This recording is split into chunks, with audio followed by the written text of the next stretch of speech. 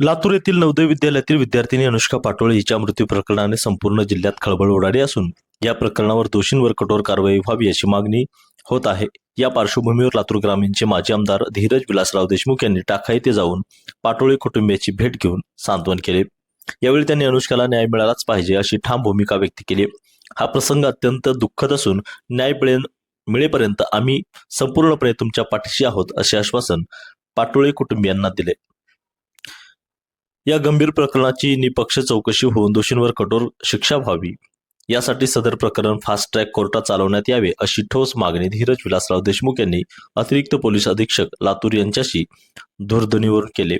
यावेळी त्यांनी पीडित कुटुंबियांचे म्हणणे पोलीस प्रशासनापर्यंत पोहोचवून दिले।